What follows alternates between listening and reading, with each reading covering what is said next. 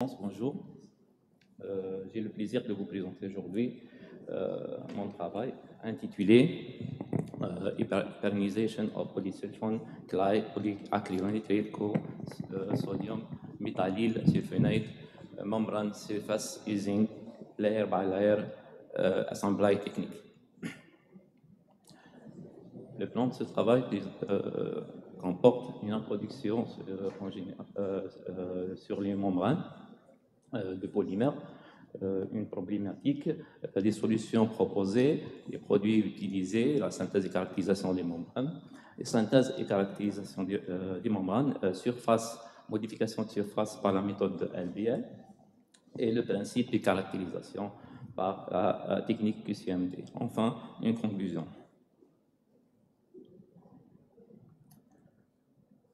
Les procédés membranaires sont généralement utilisés dans différents domaines pour séparer les polymères polymériques, les protéines, les virus et pour purifier le sang. Elle consiste à appliquer un gradient de pression et de concentration sur un liquide pour le faire passer à travers une membrane poreuse. Ces membranes sont utilisées généralement sous forme de modules. Commençons par le module blanc. Donc, c'est un module utilisé par des solutions et solutions et étalé sur une plaque. Il est utilisé généralement comme exemple pour les fibres sel. Le module spirale, donc c'est une longue membrane plate qui est enroulée autour d'une tige pour obtenir des cartouches, comme le cas des cartouches utilisées pour le dessalement de l'eau de mer. Et enfin, le module à spinnérette, les modules à fibre creuse, ce sont obtenus en faisant passer une solution de polymère à travers une spinnérette. Donc, les fibres creuses sont obtenues à la sortie de spinnérette et l'ensemble de fibres creuses sont assemblées pour former, pour les mettre dans un dialyseur.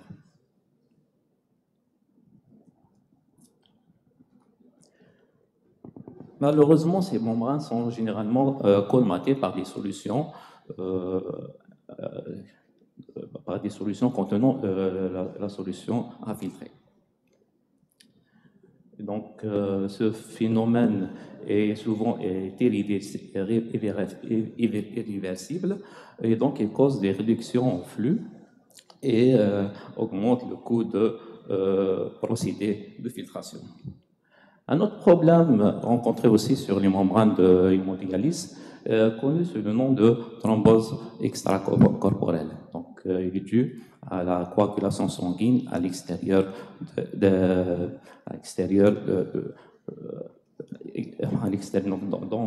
dans les membranes de filtration. Donc, il cause ce qu'on appelle l'embolisme et il cause aussi et ensuite l'attaque cardiaque des gens. Donc, comme solution, au cours de la séance d'hémodialyse, on met l'héparine anticoagulante pendant 2 heures à 4 heures pour éviter ce problème d'extracorporelle thrombose. Donc, en revanche, l'augmentation de quantité de l'héparine peut induire la thrombocytopénie. Donc, les surfaces de modification, telles que le coating et l'addition des hydrophiles et les nanomatériaux, ainsi que la modification de surface par la technique LBL, ce sont des méthodes très intéressantes pour éviter ce qu'on appelle le fouling et la thrombocytopénie. Dans notre travail, nous avons commencé par l'insertion d'un copolymère à 1,69 et l'argile comme additif dans une solution polymérique pour faire les membranes. Et pour la deuxième solution, c'est d'immobiliser les parines et le PIDADMAC sur les surfaces de membrane. Les membranes sont obtenues à partir de polysulfone comme la matière essentielle, donc la matrice de membrane. Le polyacrylonitrile sodium métalliosulfonate à 169, c'est le premier additif, et le deuxième additif, le polydialyle méthylammonium chloride, le PIDADMAC, il est utilisé ici comme modificateur, donc on fait comme polyélectrolyte. L'argile de Marnia a été ajoutée aussi à ces solutions, donc ces caractéristiques sont là, et les parines aussi utilisées pour la modification de surface.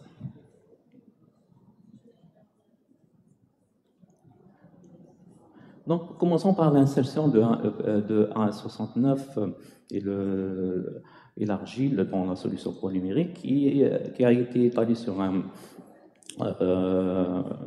plaque et coagulée dans un solvant pour obtenir les membranes par la technique inversion de phase.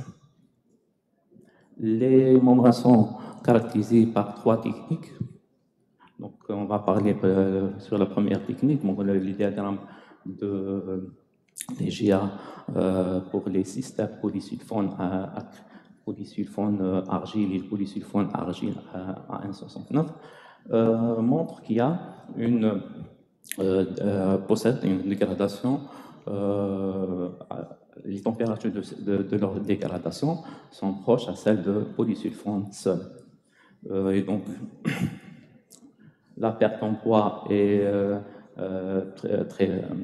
faible, donc il n'excède pas les 9% pour les mélanges PSAN, polysulfone argile et 169, et 2,5 pour les mélanges polysulfone acrylonitrile.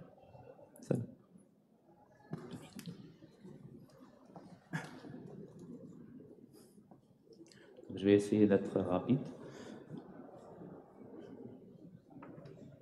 Pour la DSC aussi, ici c'est juste une caractérisation par DSC. On trouve qu'il y a un effet de l'argile sur les thermogrammes de DSC. Ce qui concerne la DRX, vous avez ici les différents types. En général, on obtient des mélanges microcomposites intercalés exfoliés. Pour nos membranes, nous avons pour les systèmes PSF MMT, généralement c'est des mélanges extra-foliés, surtout pour la membrane PS1. Et pour les mélanges avec le 169, on obtient des mélanges intercalés parce qu'il y a un déplacement de pic principal qui se trouve aux environs de proche à 6 degrés.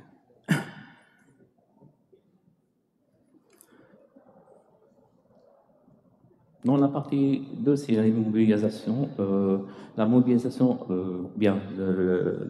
de surface a été effectuée par imprégnation de polymère dans une solution polyélectrolyte. Le polyélectrolyte ayant une charge différente à la charge de polymère de la membrane, le polyélectrolyte va s'absorber sur la surface membranaire en établissant des interactions électrostatiques. Après la deuxième imprégnation dans un autre polyélectrolyte, celui-ci va s'absorber sur le premier polyélectrolyte en formant aussi des interactions électrostatiques à la surface. Et par conséquent, on obtient une couche déposée sur laquelle on peut avoir plusieurs couches en formant un empilement. Donc ici, c'est le principe. Donc ces membranes comment on peut déterminer, comment on peut voir si on a réussi réellement de faire ce type de couche par couche, de cette modification. Donc la QCMD, c'est une nouvelle technique qui est utilisée maintenant pour montrer, observer à temps réel les différentes absorptions. Donc là, il y a le principe, je n'ai pas le temps pour l'expliquer, peut-être je vais aller un petit peu rapide directement au résultat. Donc, malheureusement, je n'ai pas le temps pour faire ça. Donc, ça, c'est la technique, c'est l'appareil que j'ai utilisé. Donc, ici, l'échantillon est déposé sur l'échantillon et donc il est évaporé par spin coater et déposé dans la QCMD. Donc, le film est obtenu à partir de ces conditions. Donc, ici, c'est juste pour montrer les résultats qu'on a obtenus. Donc là, le produit, donc, le produit, initialement, on met une solution saline et le QCMD va enregistrer des valeurs spécifiquement aux valeurs de la solution de lavage. Puis on injecte l'héparine et donc on voit ici qu'il y a un dépôt sur la surface. Donc pour voir est-ce que cette surface elle est vraiment elle ne va pas bouger après, donc il y a des interactions, donc on injecte, on fait un lavage encore et on voit que les fréquences normalisées ne sont pas bougées et donc ça veut dire que l'héparine est bien déposée. La même chose pour le PDADMAC. Pour le PDADMAC, on a obtenu la même chose. Donc, il y a une absorption de PDADMAC. Donc, il y a, par conséquent, on obtient une couche de polyélectrolyte absorbée sur la surface. Donc là, on a ajouté, on a fait une la deuxième couche et la troisième couche par conséquent. Donc, on a réussi de faire 3 couches à la surface pour la modification de surface. En conclusion, donc, nous avons synthétisé des moments composés d'hémodialyse préparés en utilisant une technique d'inversion de phase. La nouvelle membrane peut avoir une bonne absorption protéine et de polyélectrolytes due à la présence de charges l'argile et la 169.